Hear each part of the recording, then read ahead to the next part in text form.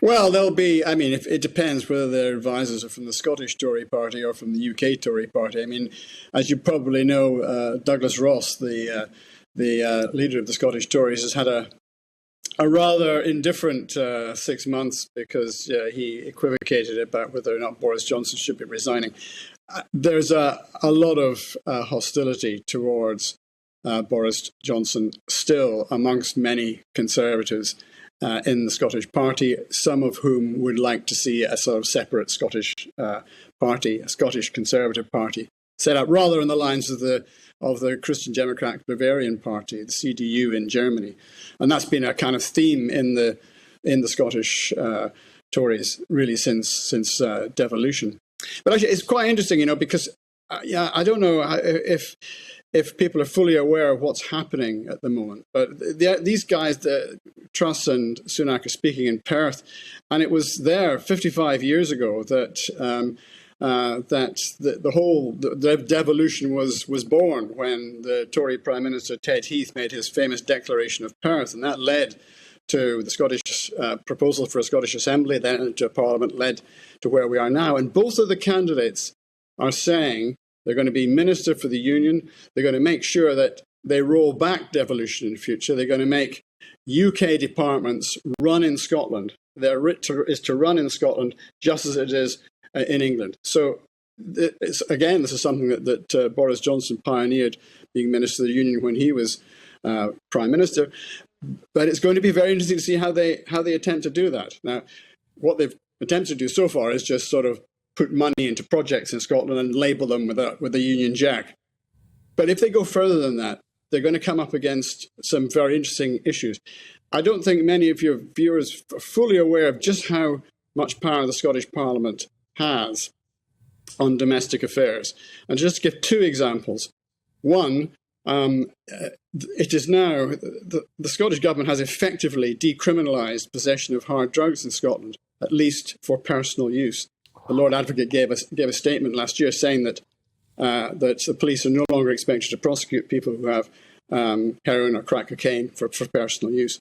Second, as you possibly know, Nicola Sturgeon is determined to drive through self-identification for trans people, which will mean the very definition of a woman is different north and south of the border. And if they're going to confront these kind of issues, it's going to look very interesting.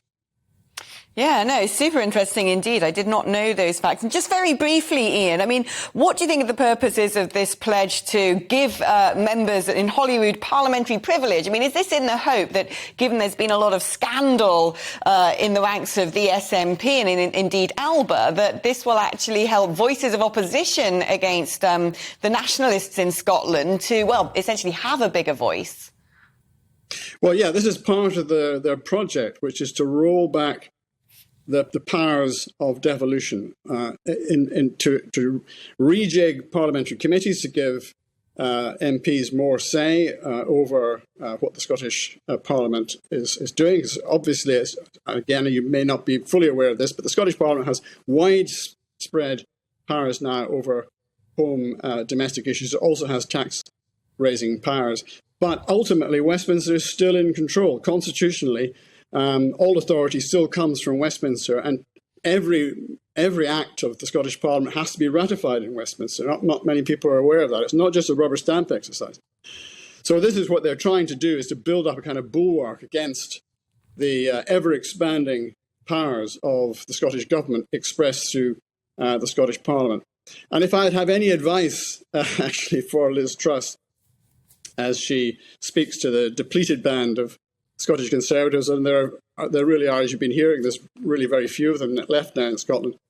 What I would advise her to do, given that she's likely to be the next Prime Minister, that she's made tax cuts a big issue, she should focus on that, and she should tell the Scottish Government, Nicola Sturgeon, that if she's concerned about that, the Scottish Government has the powers. It has powers to regulate the bands and the rates of income tax in Scotland.